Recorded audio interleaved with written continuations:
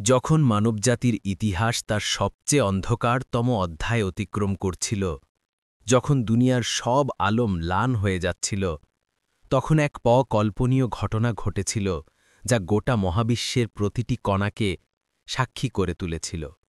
এটি সেই রাতের কথা যখন আমাদের প্রিয় নবী হজরত মুহাম্মদ সাল্লাল্লাহু আলাইহি ওয়াসাল্লাম এক অবিশ্বাস্য মহাজাগতিক ভ্রমণে বেরিয়েছিলেন, এক যাত্রা যা কেবল শরীর নয়, আত্মাকেও নিয়ে গিয়েছিল সেই সব জগতে যেখানে পৌঁছানোর ক্ষমতা কোনো মানুষের ছিল না।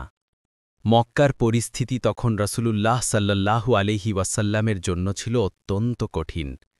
একের পর এক প্রিয়জন হারাচ্ছেন, কাফেরদের অত্যাচারে জীবন দুর্বিষহ।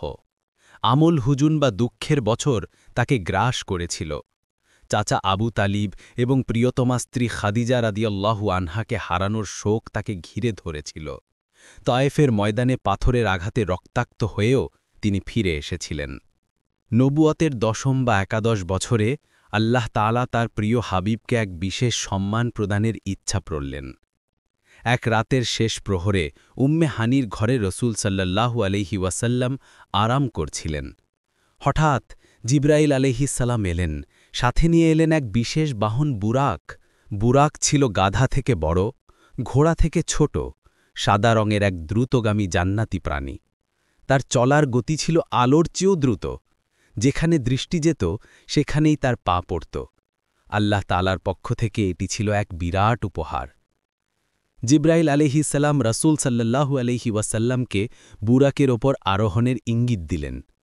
এই যাত্রা ছিল ইতিহাসের সবচেয়ে গুরুত্বপূর্ণ। কিন্তু বুরাক যেন একটু অস্থির ছিল। সে আগে কোনোদিন কোনো নবীকে বহন করেনি। জিবরাইল আলাইহিস সালাম তখন বুরাকের কপালে হাত রেখে বললেন, আরে বুরাক, আল্লাহর কসম, তোমার উপর মুহাম্মদের চেয়ে শ্রেষ্ঠ কোনো সত্তা কখনো আরোহণ করেনি। সেই কথা শুনে বুরাক থরথর করে কাঁপল, লজ্জায় তার শরীর ঘামে ভিজে গেল এবং সে শান্ত হয়ে গেল। শুরু হলো পৃথিবীর এক প্রান্ত থেকে আরেক প্রান্তের সফর, ইসরা। বুরাকের গতিতে তারা মক্কা থেকে যাত্রা শুরু করলেন। চোখের পলকে তারা অতিক্রম করতে লাগলেন মরুভূমি, নদী, পর্বত এবং জনপদ। পথিমধ্যে জিবরাইল আলাইহিসসালাম রাসূল সাল্লাল্লাহু আলাইহি ওয়াসাল্লামকে দুটি স্থানে অবতরণ করালেন। সিনাই পর্বত, যেখানে মুসা আলাইহিসসালাম আল্লাহর সাথে কথা বলেছিলেন, এবং বাইতুল্লাহম, যেখানে ঈসা আলাইহিসসালাম জন্মগ্রহণ করেছিলেন। এরপর তারা পৌঁছালেন ফিলিস্তিনের পবিত্র ভূমি বাইতুল মুকাদ্দাসে। এটি ছিল মুসলিমদের প্রথম কিবলা। জিবরাইল আলাইহিসসালাম বুরাককে সেই স্থানে বাঁধলেন যেখানে অন্যান্য নবীরা তাদের বাহন বেঁধেছিলেন। প্রবেশ করতেই রাসূল সাল্লাল্লাহু আলাইহি ওয়াসাল্লাম এক অভাবনীয় দৃশ্যের সাক্ষী হলেন। সেখানে একত্রিত হয়েছিলেন শত শত নবী রাসূলের রূহ। আদম আলাইহিসসালাম থেকে শুরু করে ঈসা আলাইহিসসালাম পর্যন্ত সবাই উপস্থিত। এক ঐশী সমাবেশ যা কল্পনাকেও হার মানায়। জিবরাইল আলাইহিসসালাম রাসূল সাল্লাল্লাহু আলাইহি ওয়াসাল্লামকে ইমামতির জন্য এগিয়ে দিলেন। সকল নবী রাসূল তার পেছনে দাঁড়িয়ে সালাত আদায় করলেন। এটি ছিল তার শ্রেষ্ঠত্বের এক বিরাট প্রমাণ।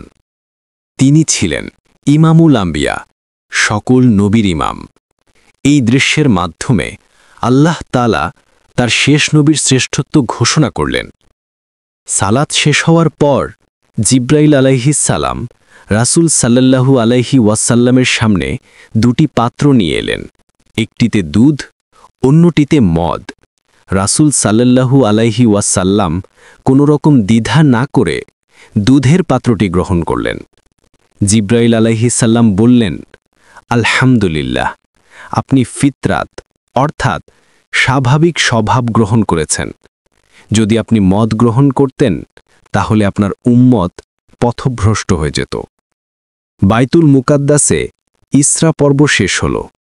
এবার শুরু হবে আসমানি যাত্রা, মেরাজ। মেরাজ মানে কি?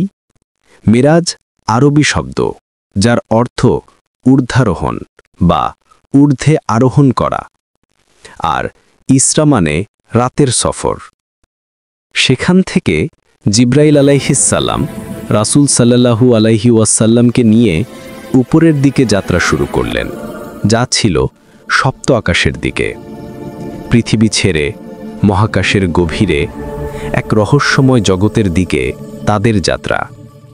সেই যাত্রা যেখানে মানব কল্পনাও পৌঁছাতে অক্ষম। অগণিত নক্ষত্রপুঞ্জ, গ্যালাক্সি এবং অজানা সৃষ্টি। তারা পৌঁছালেন প্রথম আসমানের প্রবেশদ্বারে, বিশাল নূরের তৈরি এক অপার্থিব ফটক। জিব্রাইল আলাইহিসসালাম ফটকের প্রহরী ফেরেশতার কাছে অনুমতি চাইলেন।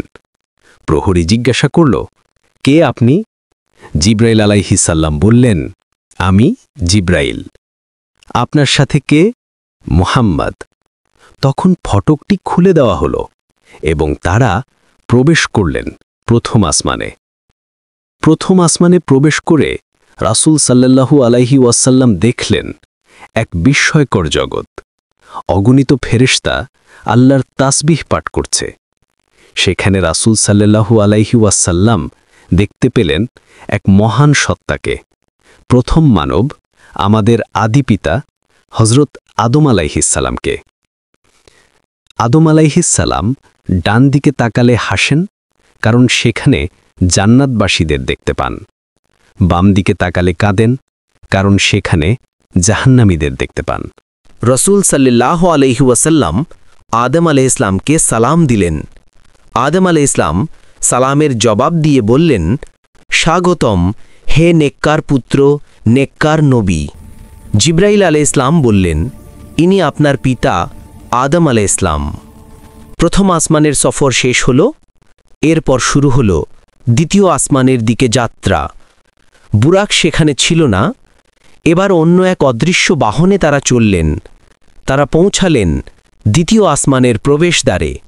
এটি আরও বেশি আলোকিত ও বিশাল। একই পদ্ধতিতে জিব্রাইল আলাইহিসসালাম অনুমতি চাইলেন এবং প্রবেশাধিকার পেলেন। দ্বিতীয় আসমানে প্রবেশ করে রাসূল সাল্লাল্লাহু আলাইহি ওয়াসাল্লাম দেখলেন আরও এক বিস্ময়কর জগৎ। সেখানে তিনি দেখতে পেলেন দুই চাচাতো ভাই, হযরত ইয়াহিয়া আলাইহিসসালাম এবং হযরত ঈসা আলাইহিসসালামকে। তারা একে অপরের পাশে দাঁড়িয়েছিলেন। তাদের চেহারায় নবুয়তের নূর। রসূল সাল্লাল্লাহু আলাইহি ওয়াসাল্লাম তাদের সালাম দিলেন। তারা সালামের জবাব দিয়ে বললেন, স্বাগতম হে নেককার ভাই, নেককার নবী। জিব্রাইল আলাইহিসসালাম বললেন, ইনি হযরত ইয়াহিয়া আলাইহিসসালাম আর ইনি হযরত ঈসা আলাইহিসসালাম। দ্বিতীয় আসমানের সফর শেষ হল। এবার তৃতীয় আসমানের দিকে যাত্রা। সময় যেন থমকে গিয়েছিল, কিন্তু তাদের যাত্রা ছিল আলোর গতির চেয়েও দ্রুত। তারা পৌঁছালেন তৃতীয় আসমানের প্রবেশদ্বারে। তার সৌন্দর্য এবং বিশালতা ছিল কল্পনাতীত। একই পদ্ধতিতে অনুমতি নিয়ে তারা প্রবেশ করলেন। তৃতীয় আসমানে প্রবেশ করে রসূল সাল্লাল্লাহু আলাইহি সাল্লাম দেখলেন এক বিস্ময়কর পরিবেশ। সেখানে তিনি দেখতে পেলেন এক সুদর্শন পুরুষকে, হযরত ইউসুফ আলাইহিসসালামকে, যার সৌন্দর্যে পৃথিবী মুগ্ধ হয়েছিল। সেই হযরত ইউসুফ আলাইহিসসালামকে আল্লাহ অর্ধেক সৌন্দর্য দান করেছিলেন। রসূল সাল্লাল্লাহু আলাইহি সাল্লাম তাকে সালাম দিলেন। হযরত ইউসুফ আলাইহিসসালাম সালামের জবাব দিয়ে বললেন, স্বাগতম হে নেককার ভাই, নেককার নবী। জিব্রাইল আলাইহিসসালাম বললেন, ইনি হযরত ইউসুফ আলাইহিসসালাম। তৃতীয় আসমানের সফর শেষ হল। এরপর বাকি আসমানগুলোর দিকে যাত্রা শুরু হল। এগুলোই ছিল মিরাজের কিছু অংশের ঝলক। কিন্তু এই মহাযাত্রা এখানেই শেষ নয়। এখন আমরা আরও গভীরে যাব। দেখব চতুর্থ, পঞ্চম, ষষ্ঠ ও সপ্তম আসমানের সেই অবিশ্বাস্য দৃশ্যগুলো, যেখানে দেখা মিলবে আরও সব মহান নবীর সাথে। যারা এখনও চ্যানেলটি সাবস্ক্রাইব করেননি, অবশ্যই সাবস্ক্রাইব করে নিন। মিরাজের সেই মহাযাত্রার যা আমরা শুনলাম তা ছিল শুধুই এক ঝলক। এবার আমরা আরও গভীরে প্রবেশ করব সেই সব জগতে, যেখানে আল্লাহর কুদরত আর মহিমা প্রতিটি ধূলিকণায় বিদ্যমান। আমরা চলেছি এক মহাজাগতিক ভ্রমণে, যেখানে মানবজাতির সর্বশ্রেষ্ঠ নবী হযরত মুহাম্মদ সাল্লাল্লাহু আলাইহি ওয়াসাল্লাম দেখেছিলেন তার রবের নিদর্শনাদি, যা পৃথিবীর কোনো চোখ দেখেনি, কোনো মন কল্পনাও করেনি।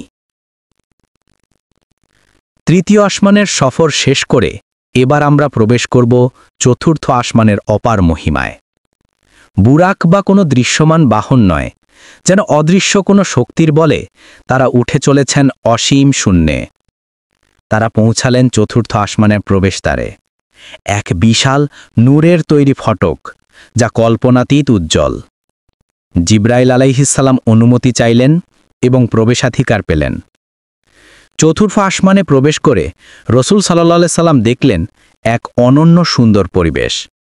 সেখানে তিনি দেখতে পেলেন এক মহান নবীকে, যিনি তার জ্ঞান ও প্রজ্ঞা দিয়ে মানবজাতিকে আলোকিত করেছেন, হজরত ইদ্রিস আলাইহিসসালামকে, যিনি মানবজাতিকে জ্ঞান, বিজ্ঞান ও সভ্যতার প্রাথমিক পাঠ দিয়েছিলেন।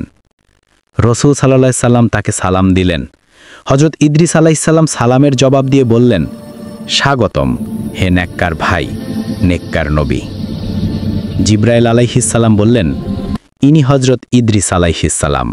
চতুর্থ আসমানের সফর শেষ হল। এরপর পঞ্চম আসমানের দিকে যাত্রা শুরু হল। প্রত্যেকটি আসমানে ওঠার সময় একই প্রশ্ন উত্তর চলছিল, যা তাদের মর্যাদাকে আরও বাড়িয়ে তুলেছিল।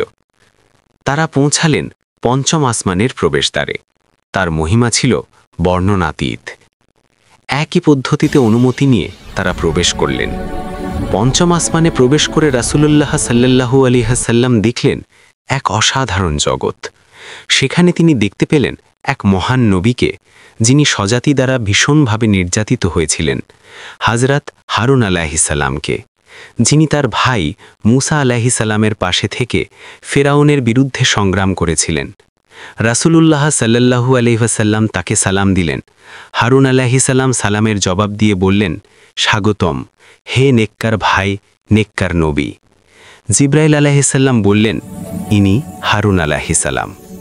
পঞ্চম আসমানের সফর শেষ হল। এবার ষষ্ঠ আসমানের দিকে যাত্রা। যেন মহাবিশ্বের সব রহস্য একে একে উন্মোচিত হচ্ছে তার চোখের সামনে। তারা পৌঁছালেন ষষ্ঠ আসমানের প্রবেশদ্বারে। এর কাঠামো ছিল আরও বেশি মহিমান্বিত। একই পদ্ধতিতে অনুমতি নিয়ে তারা প্রবেশ করলেন।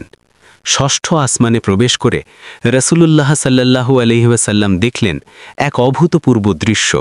সেখানে তিনি দেখতে পেলেন এক মহান নবীকে, যিনি আল্লাহর সাথে সরাসরি কথা বলেছিলেন, হযরত মুসা আলাইহিস সালামকে, যিনি তাওরাত লাভ করেছিলেন এবং ফেরাউনের অত্যাচার থেকে বনী ইসরায়েলকে মুক্ত করেছিলেন। রাসূলুল্লাহ সাল্লাল্লাহু আলাইহি ওয়াসাল্লাম তাকে সালাম দিলেন। মুসা আলাইহিস সালাম সালামের জবাব দিয়ে বললেন, স্বাগতম হে নেককার ভাই, নেককার নবী। জিব্রাইল আলাইহিস সালাম বললেন, ইনি মুসা আলাইহিস সালাম। রাসূলুল্লাহ সাল্লাল্লাহু আলাইহি ওয়াসাল্লাম যখন তাকে অতিক্রম করে যাচ্ছিলেন, তখন মুসা আলাইহিস সালাম হঠাৎ কাঁদতে লাগলেন। রাসূলুল্লাহ সাল্লাল্লাহু আলাইহি ওয়াসাল্লাম জিজ্ঞাসা করলেন, হে মুসা, আপনি কাঁদছেন কেন? মুসা আলাইহিস সালাম জবাব দিলেন, আমি কাঁদছি কারণ আমার পরে আসা একজন যুবক, যার উম্মতেরা আমার উম্মতের চেয়েও বেশি জান্নাতে যাবে। এ ছিল উম্মতে মুহাম্মাদির শ্রেষ্ঠত্বের এক ঐতিহাসিক স্বীকৃতি। ষষ্ঠ আসমানের সফর শেষ হল। এবার সপ্তম আসমানের দিকে যাত্রা।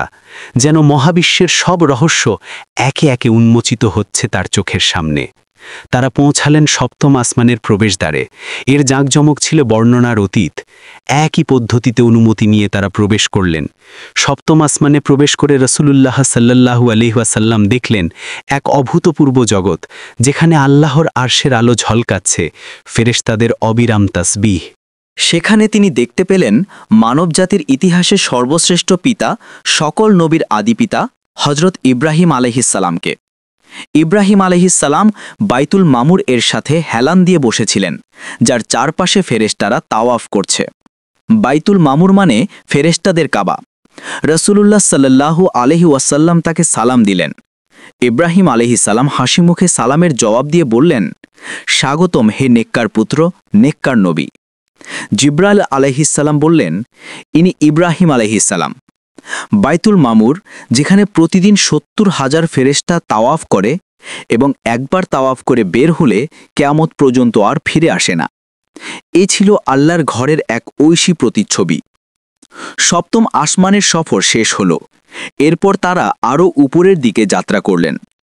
তারা এমন এক স্থানে পৌঁছালেন যেখানে মানুষের জ্ঞান ও কল্পনা অক্ষম। সিদরাতুল মুনতাহা। সিদরাতুল মুনতাহা এক কুল গাছ, যা মহাবিশ্বের শেষ সীমান্ত নির্দেশ করে। নূরের প্রজাপতি ফেরেশতাদের ডানার মতো ঝলমল করছে।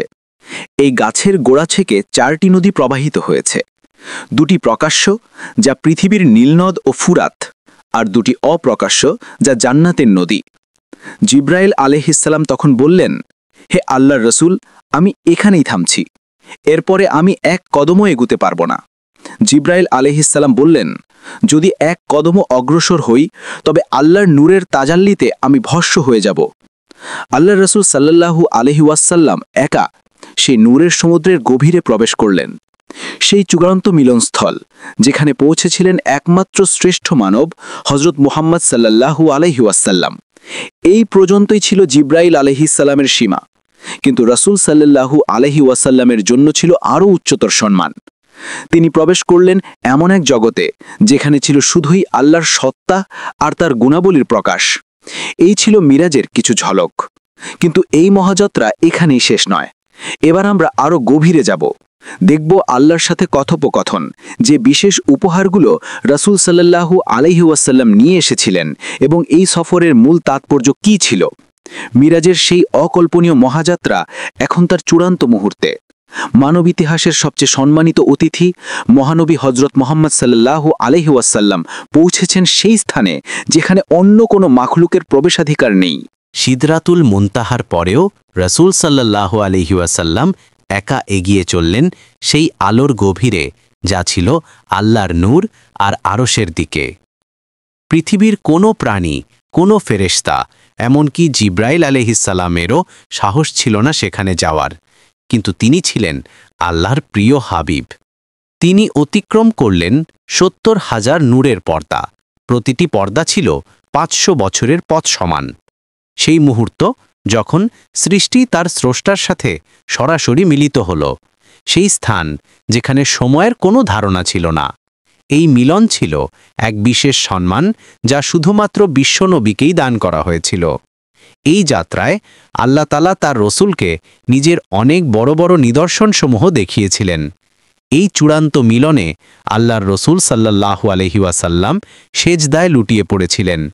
তখন শুরু হল আল্লাহ তাআলা তার প্রিয় হাবিবের সাথে কথোপকথন।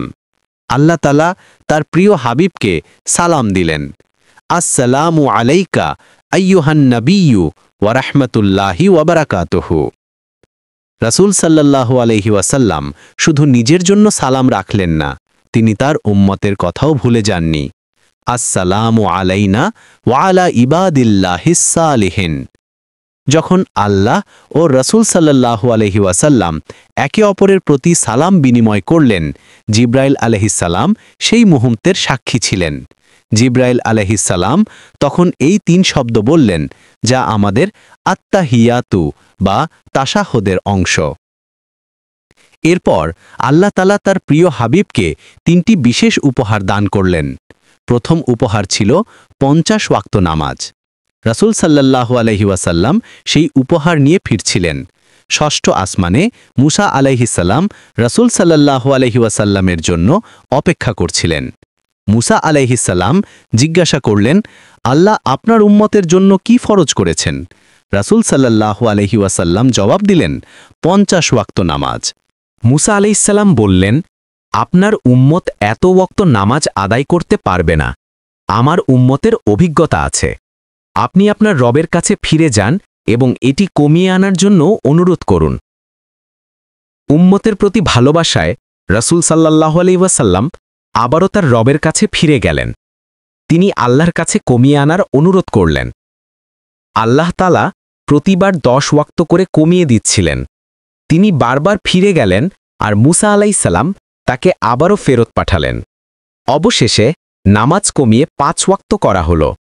মুসা আলাইহিসসালাম আবারও বললেন, আপনার উম্মত 5 ওয়াক্ত নামাজও আদায় করতে পারবে না, আবার ফেরত যান। রাসূল সাল্লাল্লাহু আলাইহি ওয়াসাল্লাম বললেন, আমি আমার রবের কাছে বারবার যেতে লজ্জা পাচ্ছি। এই 5 ওয়াক্তেই আমি সন্তুষ্ট। দ্বিতীয় উপহার ছিল সূরা বাকারার শেষ 2টি আয়াত। এই আয়াত দুটির বিশেষত্ব, এগুলো সরাসরি আল্লাহর পক্ষ থেকে, ফেরেশতার মাধ্যমে নয়। উম্মতের জন্য সুরক্ষা ও রহমতের ঘোষণা। যে রাতে পড়বে তার ঘর আলোকিত ও নিরাপদ থাকে। ঈমান, দুয়া, ক্ষমা প্রার্থনা সবই একসাথে রয়েছে এই আয়াতে। তৃতীয় উপহার ছিল, যে ব্যক্তি শিরক না করে মারা যাবে তার সমস্ত গুনাহ আল্লাহ ক্ষমা করে দেবেন। কেন এটি দেওয়া হলো? মিরাজ ছিল রহবতের রাত, সেখানে আল্লাহ উম্মতের জন্য বিশেষ দয়া ঘোষণা করেন। আল্লাহ জানেন মানুষ ভুল করে, তাই তাওহীদের উপর অটল থাকলে তিনি বড় বড় গুনাহ মাফ করে দেওয়ার প্রতিশ্রুতি দিলেন। এই ঘোষণা উম্মতের জন্য সবচেয়ে বড় আশা ও শান্তির উপহার। এতে বোঝায় শিরক ছাড়া সব গুনাহ আল্লাহ ক্ষমা করে দিতে পারেন যদি ঈমান নিয়ে মারা যায়। এই তিনটি উপহার নিয়ে আমাদের নবী ফিরে এলেন। জিব্রাইল আলাইহিসসালাম তখনও সিদরাতুল মুনতাহার কাছে দাঁড়িয়েছিলেন। রাসূল সাল্লাল্লাহু আলাইহিসাল্লাম এবং জিব্রাইল আলাইহিসসালামের মিলন যেন এক দীর্ঘ ও সফল অভিযানের পর দুই বন্ধুর মিলন। তাদের দ্রুত গতিতে সপ্ত আসমান অতিক্রম করে বাইতুল মুকাদ্দাসে ফিরে আসা। বুরাক তখনও সেখানে বাধা ছিল। সেখান থেকে তারা আবার মক্কার পথে রওনা হলেন। আলোর চেয়ে দ্রুত গতিতে তারা ফিরছিলেন পৃথিবীর বুকে। মিরাজের সেই অবিশ্বাস্য সফর শেষ হল। রাসূল সাল্লাল্লাহু আলাইহিসাল্লাম ঘুম থেকে উঠলেন। তার চেহারায় ছিল এক গভীর প্রশান্তি। তিনি উম্মে হানি রাদিয়াল্লাহু আনহাকে ডেকে বললেন, হে উম্মে হানি, আমি গতরাতে বাইতুল মুকাদ্দাস এবং সপ্ত আসমান সফর করে এসেছি। উম্মে হানি রাদিয়াল্লাহু আনহা বিশ্বাস করতে পারছিলেন না। বললেন, ইয়া রাসূলাল্লাহ, আপনি যদি এই কথা মক্কার কাফেরদের বলেন তবে তারা আপনাকে মিথ্যাবাদী বলবে। কিন্তু আল্লাহ রাসূল সাল্লাল্লাহু আলাইহি ওয়াসাল্লাম জানতেন এটি সত্য। তিনি সূর্য ওঠার সাথে সাথেই কাবার সামনে গিয়ে দাঁড়ালেন। আবু জাহেল দূর থেকে রাসূল সাল্লাল্লাহু আলাইহি ওয়াসাল্লামকে দেখে এগিয়ে এলো। তার মুখে সেই চিরচেনা তাচ্ছিল্যের হাসি। তিনি বলল, কিছু খবর আছে নাকি হে মোহাম্মদ? রাসূল সাল্লাল্লাহু আলাইহি ওয়াসাল্লাম তখন তাকে বাইতুল মুকাদ্দাসের রাতের সফর এবং সপ্ত আসমানের ঘটনা বর্ণনা করলেন। আবু জাহেল শুনেই জোরে হাসতে লাগল এবং অন্যদের ডেকে আনল, এসো এসো, মোহাম্মদ কি বলছেন শোনো। কাফেররা তাকে ঘিরে ধরে বাইতুল মুকাদ্দাসের বর্ণনা জানতে চাইল, তার ফটক কটা, তার দেয়াল কেমন। আল্লাহ তাআলা সেই মুহূর্তে বাইতুল মুকাদ্দাসকে রাসূল সাল্লাল্লাহু আলাইহি ওয়াসাল্লামের চোখের সামনে তুলে ধরলেন। রাসূল সাল্লাল্লাহু আলাইহি ওয়াসাল্লাম নির্ভুলভাবে প্রতিটি খুঁটিনাটি বর্ণনা করলেন। কাফেররা হতভাগ। তারা বুঝতে পারছিল যে কোনো মানুষের পক্ষে এক রাতে বাইতুল মুকাদ্দাসে যাওয়া এবং সেখানকার সব বর্ণনা দেওয়া অসম্ভব। তবুও তারা সত্যকে অস্বীকার করল, বলল, এ তো স্পষ্ট জাদু। কিন্তু একজন মানুষ বিশ্বাস করেছিলেন, কোনো প্রশ্ন ছাড়াই। তিনি হযরত আবু বকর সিদ্দিক রাদিয়াল্লাহু আনহু। যদি তিনি এই কথা বলে থাকেন তবে অবশ্যই সত্য বলেছেন। এই বিশ্বাসের জন্য রাসূল সাল্লাল্লাহু আলাইহি ওয়াসাল্লাম তাকে সিদ্দিক অর্থাৎ সত্যবাদী উপাধি দান করেছিলেন। মিরাজের সবচেয়ে বড় উপহার আমাদের 5 ওয়াক্ত নামাজ, যা আজও আমাদের আল্লাহর সাথে মিলিত করে। মিরাজের ঘটনা আমাদের জন্য আল্লাহর অসীম কুদরত এবং নবীজির শ্রেষ্ঠত্বের এক অকাট্য দলিল। মিরাজের 3টি উপহার, 5 ওয়াক্ত সালাত, সূরা বাকারার শেষ আয়াত, শিরক না করার শর্তে গুনাহ মাফ, গুরুত্ব সহকারে উপস্থাপন করুন। বিশেষ করে নামাজের গুরুত্ব নিয়ে জোর দিন, কারণ এটি মিরাজের সবচেয়ে বড় প্রাপ্তি। এই ছিল মিরাজের সেই অবিশ্বাস্য রাতের সফর, যা আমাদের ঈমানকে নতুন জীবন দেয়। ইনশাল্লাহ আমাদের পরবর্তী ভিডিওতে আমরা নবীজি সাল্লাল্লাহু আলাইহি ওয়াসাল্লাম মিরাজে গিয়ে জান্নাত ও জাহান্নামে কি কি দেখেছেন সেই বিষয় নিয়ে আলোচনা করব। আমাদের চ্যানেলটি সাবস্ক্রাইব করে পাশে থাকুন এবং এই জ্ঞান অন্যদের সাথে শেয়ার করুন। ততক্ষণ পর্যন্ত আল্লাহ হাফেজ। আসসালামু আলাইকুম ওয়া রাহমাতুল্লাহ।